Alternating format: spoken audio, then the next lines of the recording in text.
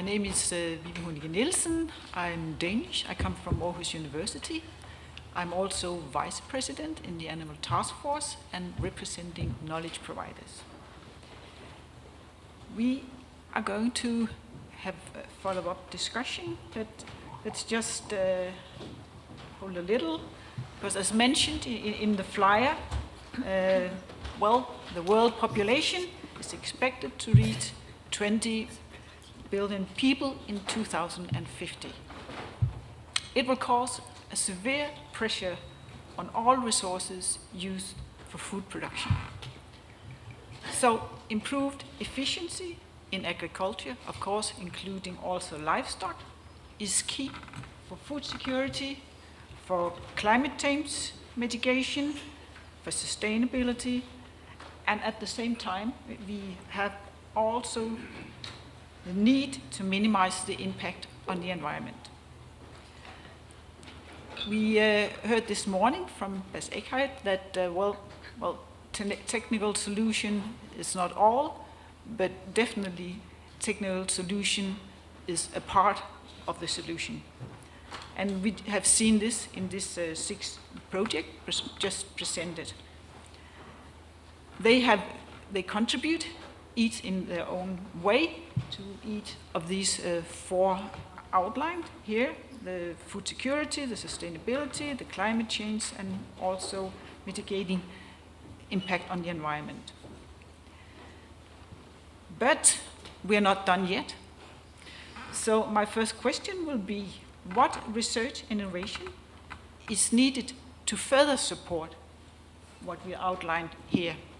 The sustainability, the food security I have included also, but we also heard the importance today, and the climate mitigation, and again, the environmental impact. Actually, in the audience, we also have today partners from other EU projects. It is the Methagene, it's Smarter, it's Roadmap, it's HealthyLivestock, it's Bovine, it's Eurodairy, and it's Ok-NetEcoFeed.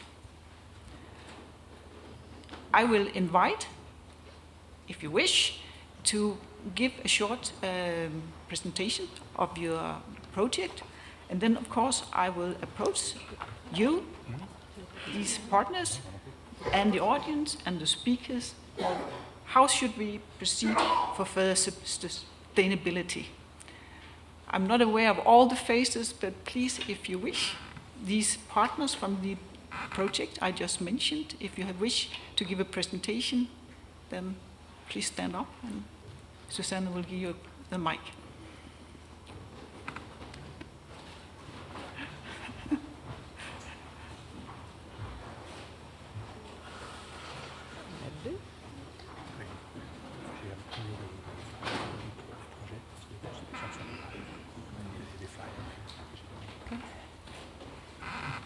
Right. Please. So my name is Maeve Henshin. I'm from Teagasc in Ireland, and I'm the coordinator of Bovine. It's a thematic network focused on the beef industry, which hasn't yet started but will kick off in January. The idea of Bovine is, I suppose, the presumption of Bovine is a lot of work has already been done. There's a lot of research that has been done, and projects such as have been mentioned this afternoon already, but it hasn't yet been put into practice. So what we're going to do is, across 4 thematic areas of socioeconomic resilience, animal health and welfare, the environment, production efficiency, and meat quality, we're going to look at what has been done already and see what is ready to be put into practice, apply that in a demonstration farm context, and use it as a method of explaining to farmers how they can adopt these technologies. In parallel with that, because as we've said already this morning, there's a diversity in terms of genomics and production systems and environment across Europe, so there's a lot we can learn from each other. So we're going to be documenting good practices across those 4 thematic areas again, and trying to exchange the knowledge around those with farmers across Europe. So the model we have in each of the countries is we have a knowledge provider, either a university or a research institution such as Teagasc, which also has an advisory dimension, linking with a farmers association, so very much living the multi-actor approach. And we also have a media partner in each country, because as we've been saying today, we need to change the narrative that exists around the livestock sector, and we hope that in Bovine we will very much contribute to that. So I think that's it in a nutshell. Thank you. Do you at the same time have some new suggestions for future research to follow up? Well, I think, as I said, this is a multi-actor approach, and social science research is very much embedded in the project. And I think, one of the key barriers, we were talking about behaviour change this morning, one of the key barriers is understanding the context, understanding whose identities will have to be changed, who's going to potentially resist, and I suppose to think of not just the public, the consumers and the citizens, but the farmers, the industry, the breeders, and all the other stakeholders will have to change their thinking and their behaviour. But to do that, we have to understand their attitudes in the first place and do that research and bring them with us on the journey. So it's not a matter of doing the research and presenting it as a fait accompli to them. We need to bring them with us and see them as participants in this project, participants in the whole livestock sector rather than passive recipients of the research that we're going to be producing at the end of the day. So my hand is up for more social science-based research. Okay, thank you very much. Vivi?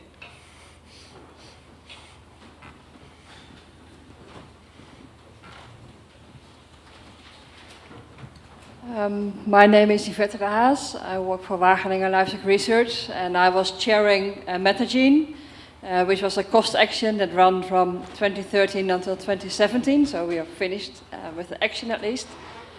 There were 23 countries involved towards the end, so it was a very big network. Well, and most of you might know cost actions, so it's really focusing on bringing people together, so not so much on not much research money available, other than from national projects. But, well, might have said from the name, it's Methagene, so it's methane and genetics. That was the most focus of the project. The lessons that we learned from Methagene were, so we were aiming, and I think it reflects on what Mike said before, you cannot improve what you cannot measure. So we really focused on, okay, how can we measure on a large scale, on individual basis, because that's what we need for genetic progress.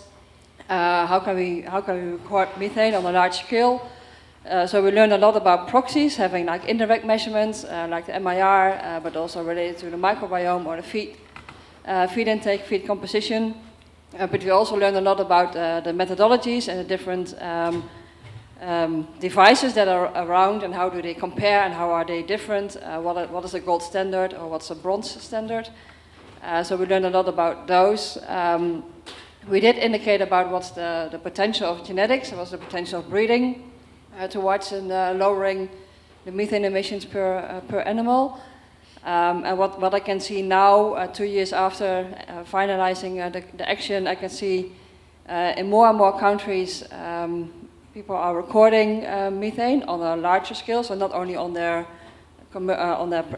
experimental farm, but also on commercial farms. But, well, responding to your question, like what are the gaps in knowledge, I think they do still refer towards the technological solutions. We still, well, have to disentangle a lot of the correlated responses between the microbiome and methane, between feed efficiency and methane, health and methane, or resilience and methane. So there's still a lot of it is unknown, and the more data is now collected, the more we can start disentangling it.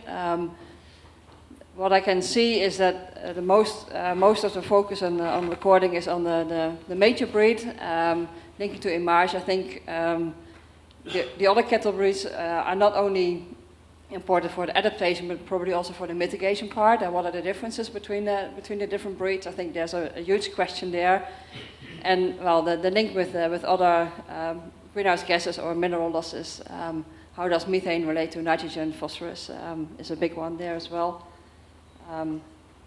So yeah, more or less like what's the cow of the future, and how can we move towards that with feeding and breeding. So. Thank you very much. Hans, you have.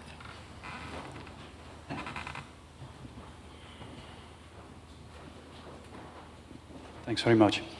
My name is Hans Polder. Coincidentally, I also work for Wageningen Livestock Research in the Netherlands. I'm the coordinator of the Healthy Livestock Project. And Healthy Livestock has the aim to reduce the need for antimicrobials. We're an EU-China flagship project, which means that half of the consortium, 9 partners, are working in China, do the research in China, and the other half is in Europe. We've organized the project along 4 strategies. And the strategies are relatively simple to understand, but you will also understand that the solutions that we're trying to find are far more complex. First strategy is on biosecurity, avoiding pathogens to come onto the farm. And what we do there is mainly working with the farmers on improving their management. So not so much technical development, but more management procedures. The second one is, if you have a pathogen on the farm, you want your animals to be as strong as possible to withstand it. So resilience, the word has been referred to before, is the key word for the second word package. The third one is when animals are ill, you want to know as soon as possible so that you can do something about it. So precision detection or early detection of ill animals is the third strategy and the third work package. And the fourth one is, how do you deal with animals that are ill? How can you precisely medicate through new technologies or through alternatives these animals that need that medication? And all 4 strategies, each of them separately, but of course also combined, are hopefully resulting in a reduction of the need for antimicrobials. That's the summary of the project. There is a leaflet and a banner in the coffee corner if you want to know a little bit more, and also there's our contact details on it. And then you want to know what my future suggestions are for Yes, exactly. Well, I think that's a good question to someone who's just started a project where a lot of new questions are going to be addressed. I think we will end up with several more technical questions along to the line of what Yvette was also saying. So if you ask me if we have had enough opportunity in this project to, for example, underestimate the specifics of animal resilience, yes, we are working on the effects of various measures and then see whether there is an effect on the way that the animals deal with the disease. But exactly how to understand how the mechanism works, that will be something that I would be very much interested in. I also heard 1 or 2 other suggestions today. Jaap was saying maybe we should start with the commodity. We should start with, or look at a certain commodity. Start with how it's being produced, follow it through the production chain, and then, for example, in the case of meat, then investigate how the quality is perceived by consumers. It has the big advantage of forcing you to be multidisciplinary when you approach a certain topic. So I very much support that suggestion. And I also agree that we, social scientists, very often work in isolation from, we animal scientists work in isolation from a social scientist, and I think we should combine that a bit stronger. Thank you very much, Jan. So, May- 2 input for social sciences. Maybe I will just follow up with a roadmap. I'm there. Okay, sorry. Because it's linking. So roadmap is also dealing about antimicrobial, but just with the social science as the main strategy. So it's a project we just started. So I changed my head from Saphir to roadmap, because I'm also deputy coordinator of a roadmap. And the roadmap stands for rethinking of antimicrobial decision systems in the management of animal production.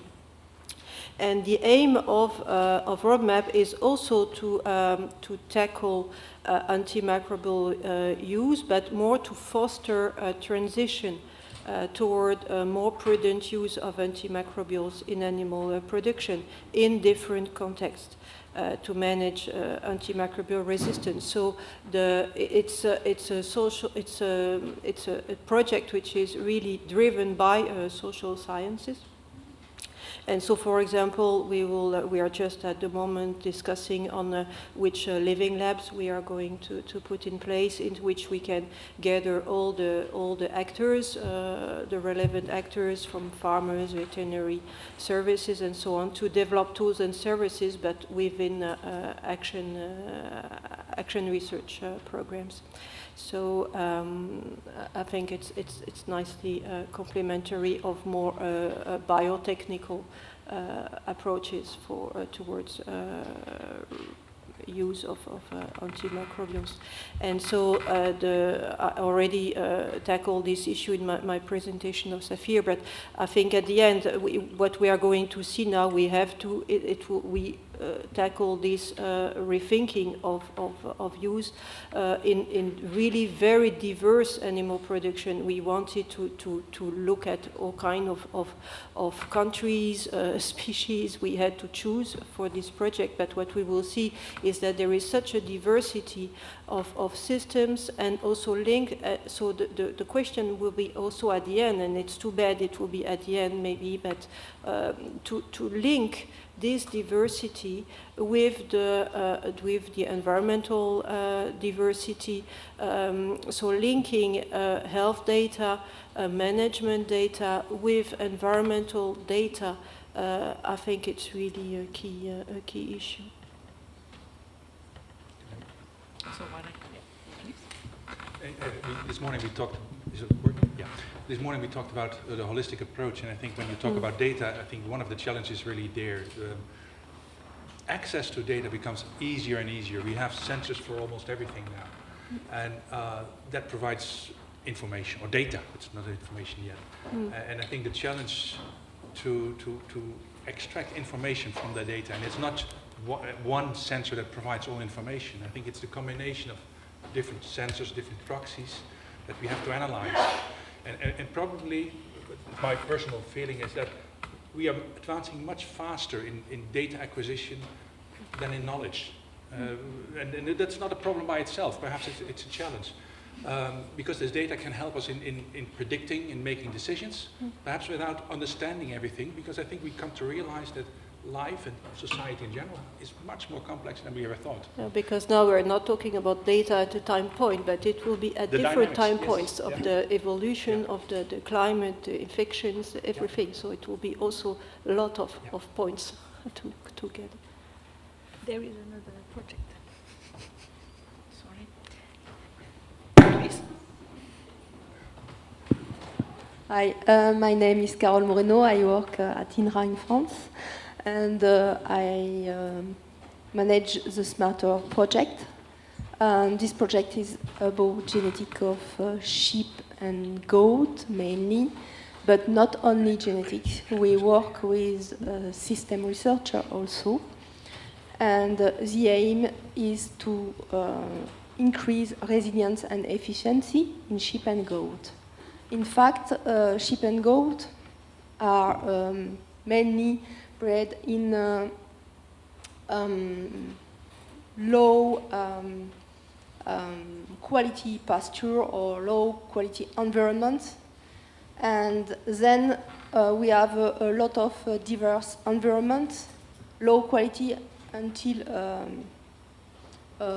high productive environment.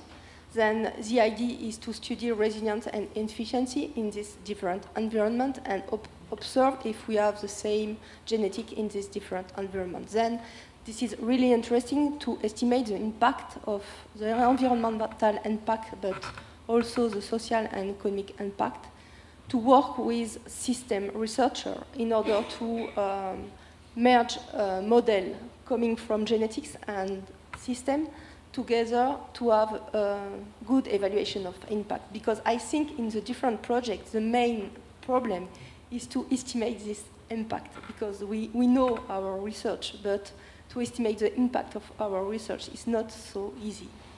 Then we will try, but I think it's, for us, it's not so easy to estimate correctly this impact.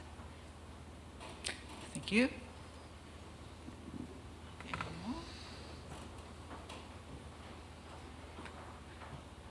Maybe I could continue on the data issue, because since there was a discussion on the data, I think that we are not connecting the different data sufficiently.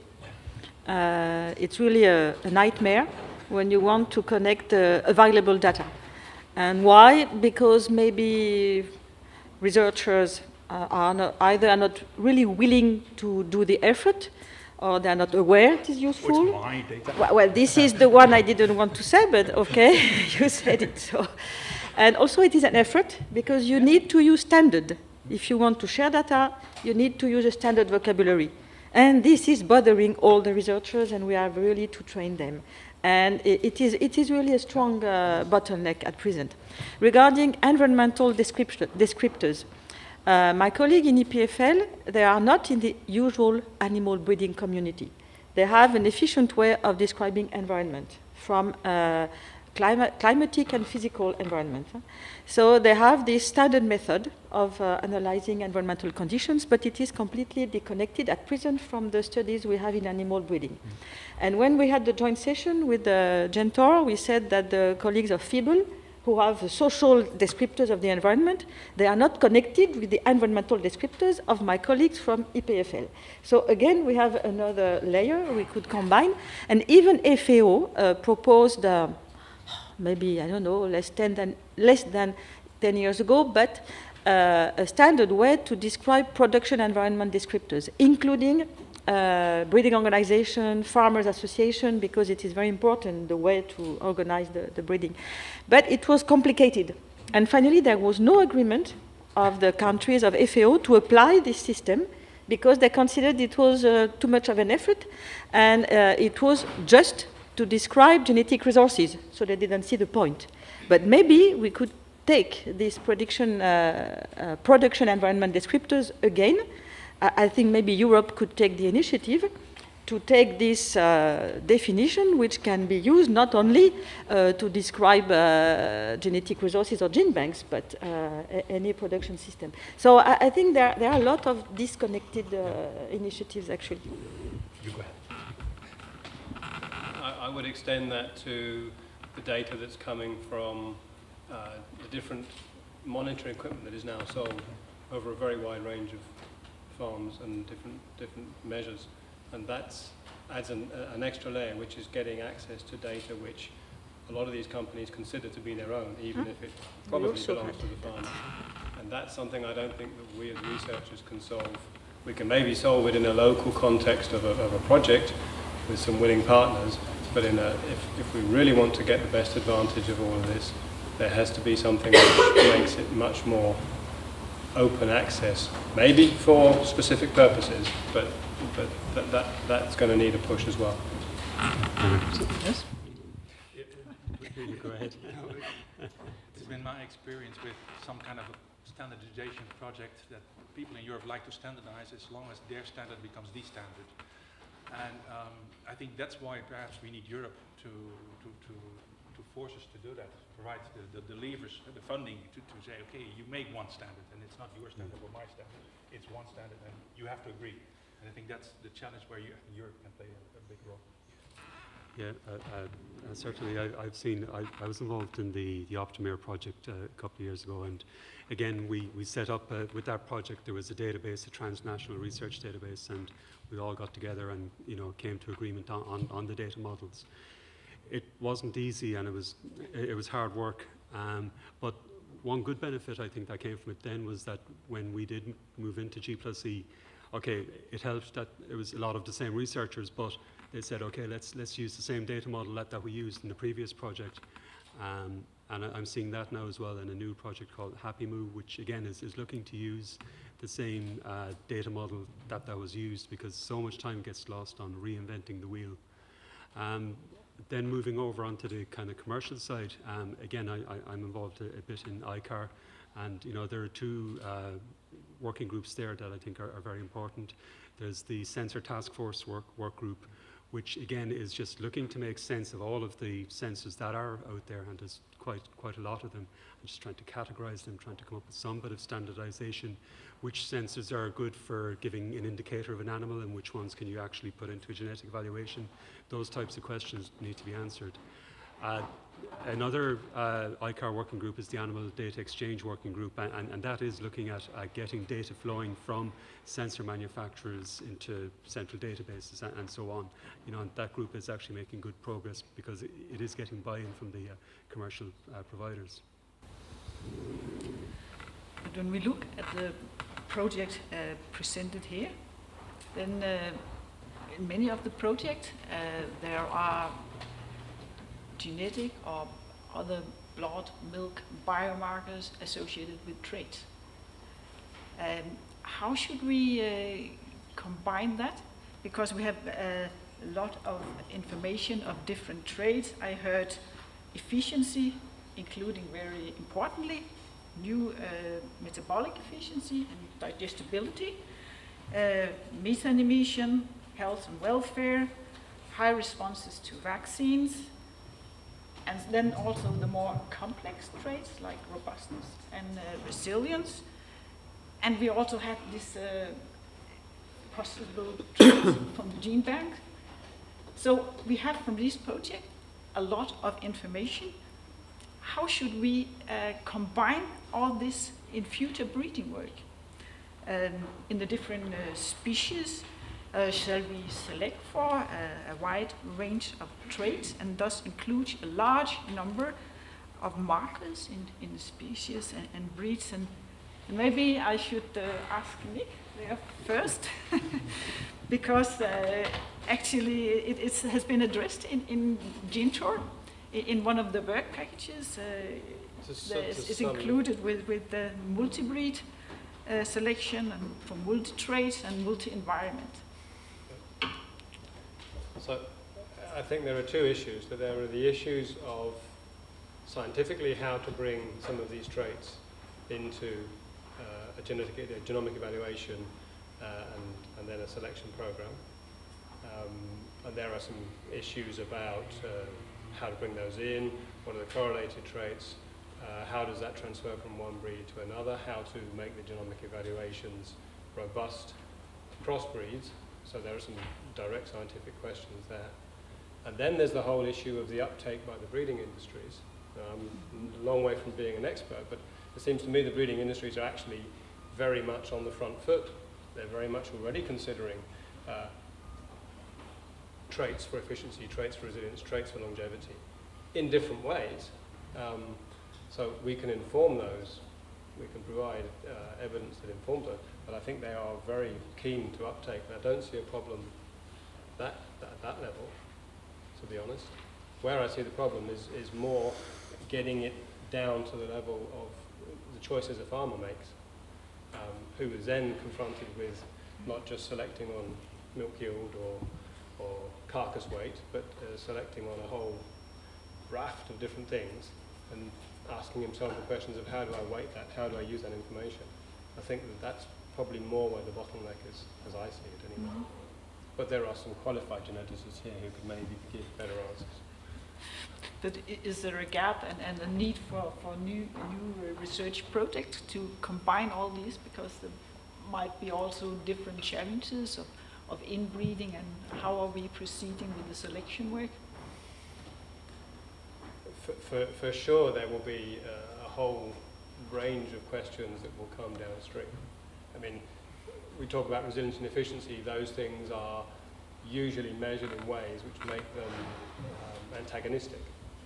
So you start playing with a trade-off, but there may be other ways of approaching that, either through selection indices or through the way we define them to make them more harmonious. And if we talk about moving from short-term efficiency to lifespan efficiency of an animal, or actually looking at the contribution of an animal to efficiency at the farm level, then you change, and then there are lots of questions to be asked there. But again, that just pushes a problem down the road to how the end users are actually going to pick this up, and how the farmers are going to pick this up. And there's a whole education that goes with that. That's exactly what we have seen.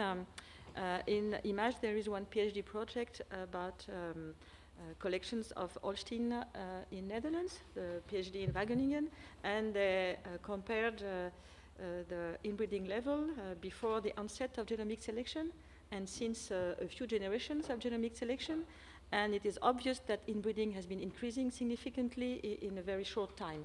And so this shows that it is really the short-term priority, which we can understand, but then it is our duty to warn that if everyone is selecting very quickly, very efficiently on the same trait, then everyone is losing diversity. So that's why we have gene banks where we can hope to keep in gene banks alternative genotypes, But sometimes in nowadays breeding programs with genomic selection, particularly in cattle, they are going so fast they didn't have time to save in a gene bank the semen of the non-selected bulls, just because the bulls did not become a bull. They are slaughtered at a young age before being adult. So if you have a choice of genetic values and only a few of them became adult and have a chance to reproduce, so even the gene banks, they cannot really be of use there. And this is very difficult to balance, of course, and for me, it's all the issue of sustainability. The sustainability is really balancing these three dimensions of economic, social, environment. And if there is not a governance, the economics always win the games in the short term. Always. And I see that very well. My favorite species is rather the chicken and the poultry breeders. They are less than 5 worldwide really. And they don't share the data, only on a case-by-case basis. And their main concern is how to be better than the competitor. And they are, well, I can understand they have to do that. But then, as a researcher, I am very worried about the long term.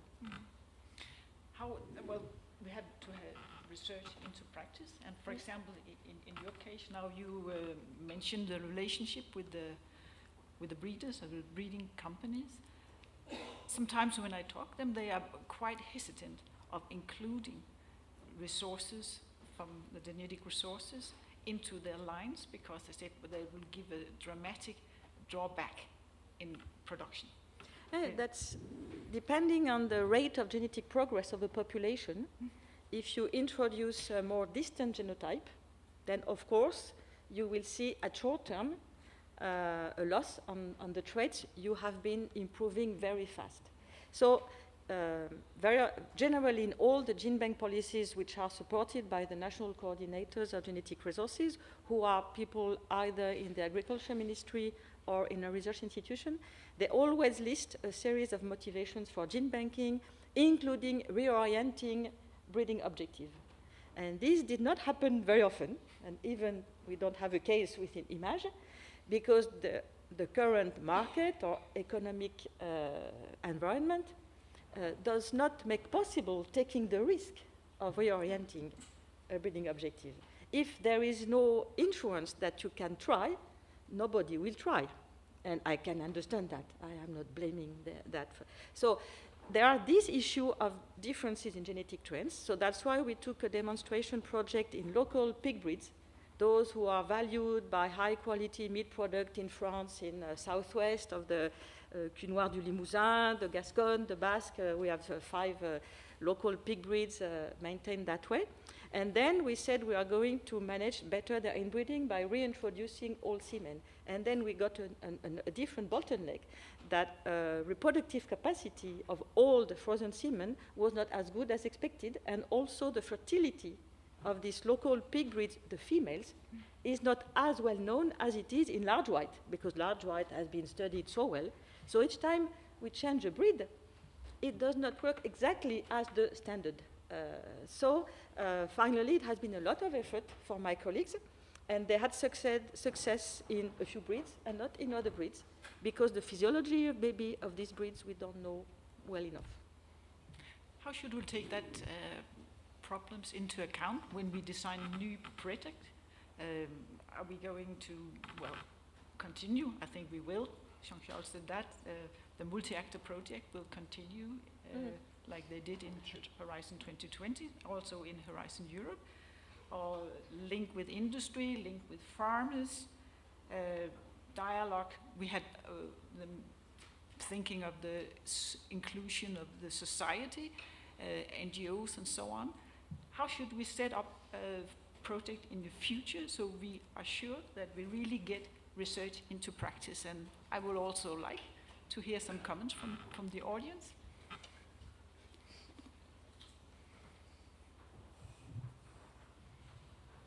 Before people are answering, I think that we were saying that one solution doesn't fit all, but one project doesn't fit all, and one instrument doesn't fit all. And so I think there are research and innovation action, there are innovation action, there will infrastructure, there will be partnership in Eurasian Europe. So I think that's there where is, you were talking about biomarkers, where is the limit of exploring, finding new markers, where do we implement them? It's not in the same instrument, so we just have to all together complement all the different projects and the different instruments to go down from the research to the implementation, but it's not in the same project that we will do all. It's not like that we have to think.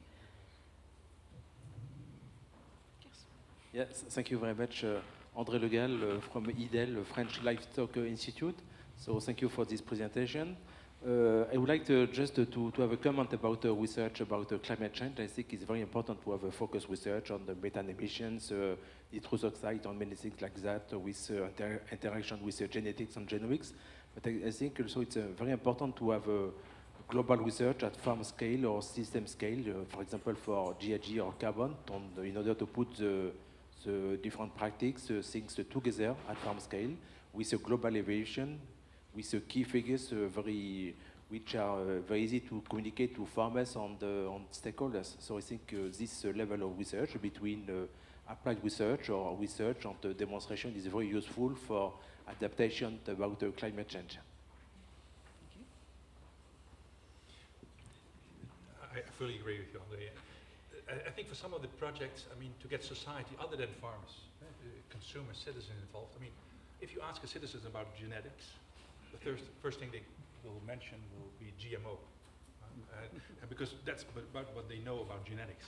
So I think we may have to rethink the way we want to build projects to have society at large, because these issues are of course our problem, but also societal problems. So we have to involve consumers and citizens in these questions. And I think it will be very difficult for some topics to have them involved because their focus area is very narrow. Thank you. I just want to underline and agree with what Jaap say. I mean, we discussed yesterday also on the General Assembly of Annual Task Force the same issue. We are all worrying about the way we communicate to the civil society, because whatever we say will have an impact, negative or positive, back on us in terms of legislation, support, funds, everything. So we need to worry more, and this is an invitation to EU also, to support the communication to civil society. Not only, which is very important, communication among ourselves, to create in our scientific network, but also to the society. And as we say yesterday again, for those who are present, I might remember, I think we need someone as a professional doing this. We are not able, I'm not able, I don't think Jaap, you are able, we are not able to communicate to civil society. We should hire someone who's really good in doing this. It's crucial for our future.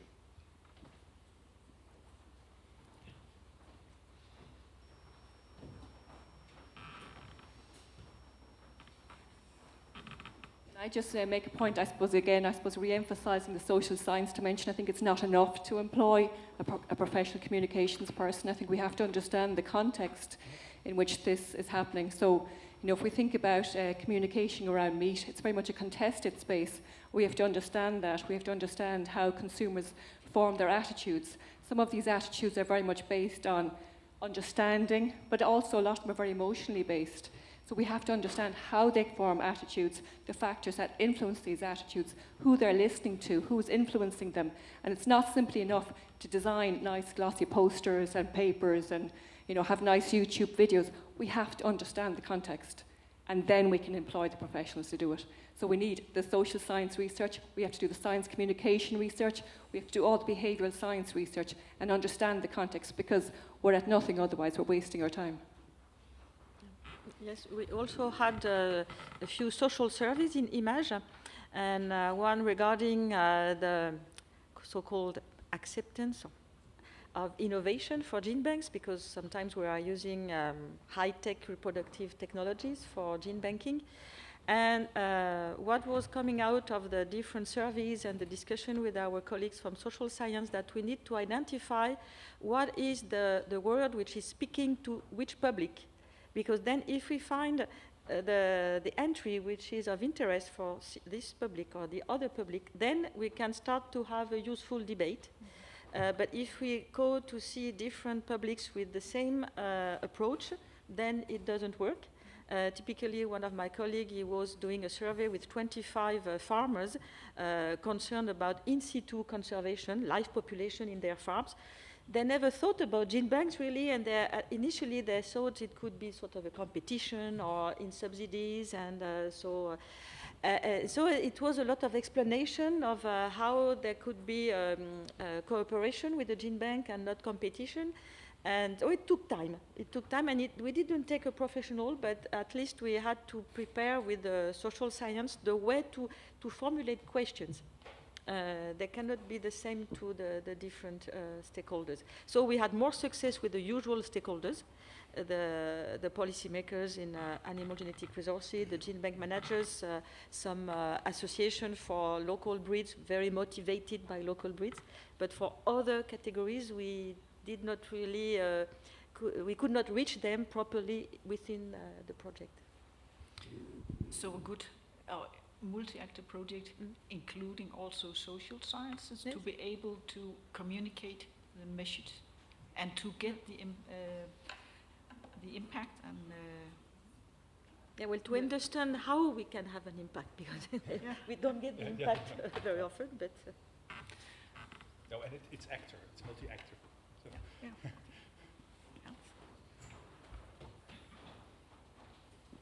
So, and then in addition to being able to know how to communicate what we are doing, so to understand the language of the consumers, I think in a new project, in future projects, we should at the very start of the project already know what the consumer or the end user of the product that we have wants. So it already starts when you write your proposal by discussing, looking at literature, reading your newspapers on what the real questions are behind the questions in the call.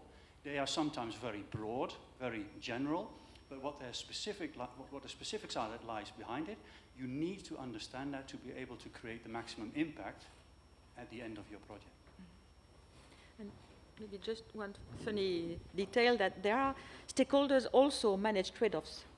Because we had a question about cloning and gene banking. So we had the question, do you agree to use cloning to revive a local breed with a very small number of animals? When we asked a question like that, do you agree to use cloning to revive a local breed? We had a majority of no. Then afterwards we had a question, if there is no other possibility than storing cells, because you only have old animals, sterile, for instance. You cannot take semen, so you can only take somatic cells. So if there is no other possibility to save a breed than taking somatic cells, and you will have to use, or not you, but the colleagues will have to use cloning or transgenesis, would you agree? And then we had a majority of yes, because the question started if there is no other possibility to save the breed. So it means that if they think that it is really in front of the wall, so they say, okay, if we cannot do else, then maybe we have to accept this technique because it's the last possibility. So I think it was an interesting example. So now we have touched about society and we have talked about industry. What about governance and legislation? Are we seeing the necessity also to have the politician in to make legislation and governance? Well, we had two examples in Image. First of all, about animal health. We realized that there was a new animal health law being negotiated in the EU during our project. And at the same time, we had messages from stakeholders complaining they could not access to a gene bank sample from a neighbor country. And we looked at in the detail, and it was because of different health regulation or different conditions to collect the animals so that it could not cross the border. So we lobbied, and with colleagues from different countries to the group of experts working for the animal health law, that at least they include in one delegate act the fact that gene banks do exist and that they may need specific measures. Because all the experts in the discussion of this law were not aware of the health constraints for gene banks. So they did not even mention it in the text. So, and we just put, we mentioned that gene banks may need specific measures so that each country can do it. Otherwise, the easy answer in a national government, I cannot do that because EU doesn't allow me to do it.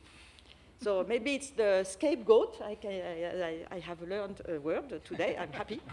It's just an animal. Yeah. But then, at least if you open the door at the EU level, that if the country can have, and at the moment there are some differences between countries for health regulations to exchange breeding material. So this was one case where we could have an impact on one delegate act on the animal health law. Another example which is really interesting and is in this area of improving farm resilience and farm efficiency is in Ireland, where they've put together an index, which is a tool which farmers can use to rank their animals for breeding and culling.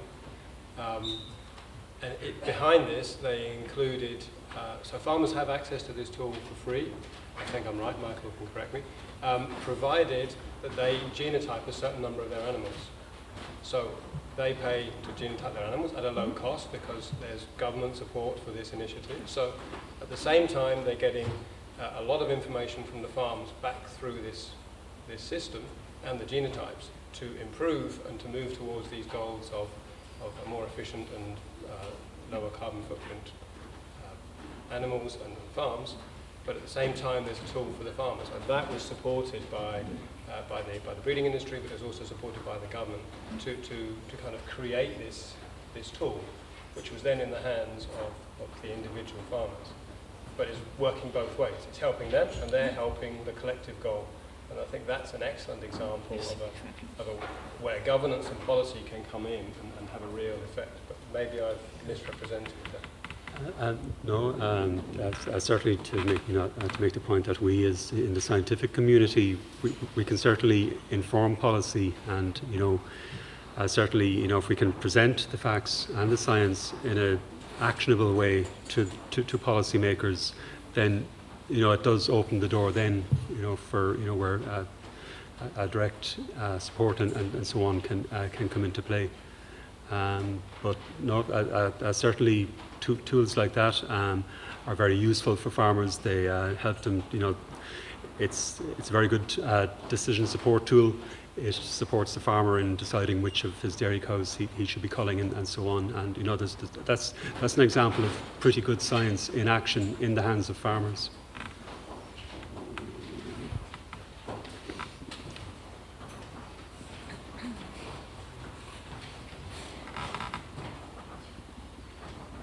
Hi, Laurent Schibler from Alice, a cooperative union, which is an umbrella for all AI and breeding companies in ruminants in France and Wallonia. Just a comment on this topic on how to engage actors in the project. Since it's a multi-actor project, I think all actors should have some interest in that and should be able to express this interest at the beginning of the project, before starting the project and before writing the project. And usually, projects are set up by a group of scientists, usually, not every time, but usually by a group of scientists which are from the same network. And after that, when everybody has tried to provide some answers to the call or the topics of the call, after that we try to find some stakeholders or some other actors. So this morning we said that we have to rethink how we design farming system. I think the first thing is how we can rethink the way we set up European project in that case. And so identify, I think it's Anne who told that just before, we need to identify the main objectives which interest certain actors. Multi-actor doesn't mean, to my understanding, that every kind of actor should be in the project. In the project, we should have actors which are mainly interested in. So define the goal properly, involve the actors directly in the setup, avoid over-claiming that we will provide a lot of deliverables with a lot of things. No, usually in 5 years, if we start from basic research, we won't deliver innovation. We will, at best, provide some proof of concept. So we also have to think how we can define this project. So maybe for the Commission, it could be interesting to have some multi-actor projects which are supposed to deliver innovation, some other which are supposed to deliver proof of concept. So be clear on the main objective of the project and not over-claiming. During the course of the project, it's quite important, and we already discussed that with Nick previously, and we try probably to start something in that way within Gento. It's important to have a global discussion with scientists, but also maybe specific discussion with stakeholders or with actors. Because when scientists discuss very detailed things and very complex things, all the stakeholders which are present in the room think they are just wasting their time. So we need to have the proper communication within the project with the stakeholders. And for the Commission, I think it's also important maybe to think about the way topics are defined and avoid having too broad topics, because in that case, we need to, usually people think we have to answer each point or most of the point of the topic, and that's not really easy to do. You have too many actors also, and it's not the best way to focus on one specific question and try to have the answer by the end. I think that was a very excellent summing up. So we are. Jean-Charles, do you want to comment? Yes, that will be excellent. On the first part of the comments here about multi-actor, etc., I think we can think with our topics that we will get multi-actor approach in the relevant topics, in the relevant projects, but it will never really work if there is not a kind of ecosystem in the countries themselves, in Europe or in the countries, where you have this kind of engagement between scientists, stakeholders, and actors, so that you have there a basis on which then can emerge something where actors can take part in the design or the redesign of the research needs at national level and then joining project. But if you don't have this to start with, it's difficult to start from scratch and say, we have a topic here, multi-actor, let's design something that will be perfect.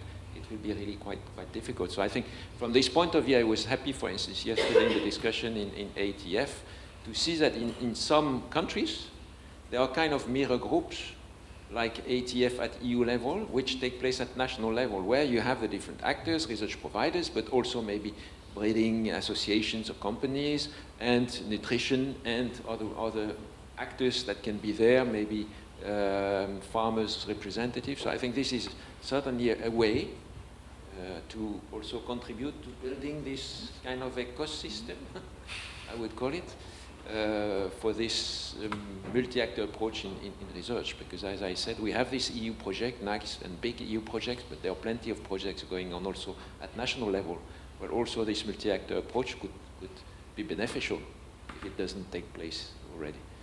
Now, the issue of having too many partners, players in project, this is difficult. We are under pressure, and I guess it will be the same situation in Horizon Europe, where we have to come with few big topics, big projects, with descriptions that should be not too prescriptive, allowing for different ways to address challenges. So, I mean, it's very difficult in the wording of the topics how to accommodate these needs and then try to address something.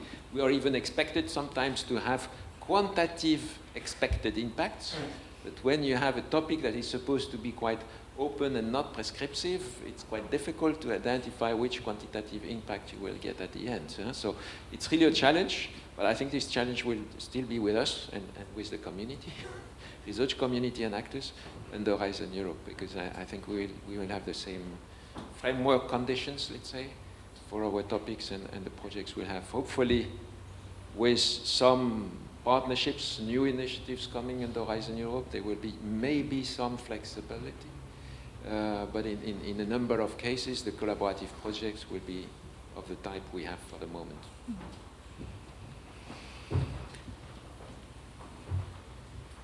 So before I will give the word to Jean-Louis, I will just hear if the panel has some additional comments before we close this session.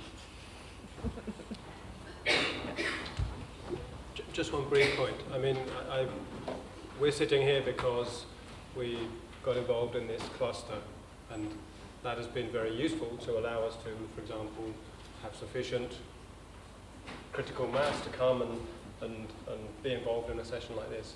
We've also used it in the context of EAP, and I think that has been quite useful, that these clusters allow us to amplify our voices and try and bridge that gap between our technical talk and the real world talk.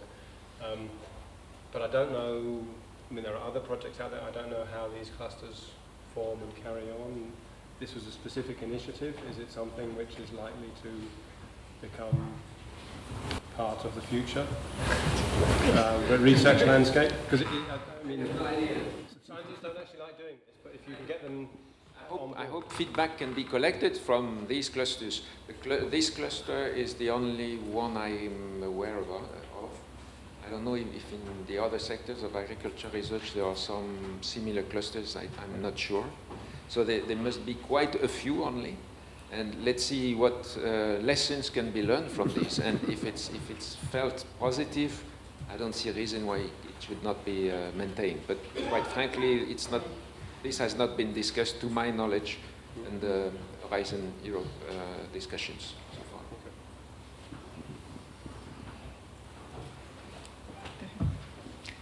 So, thank you to all the speakers. And also thank you for the presentation for people in the audience and from the other projects. Thank you.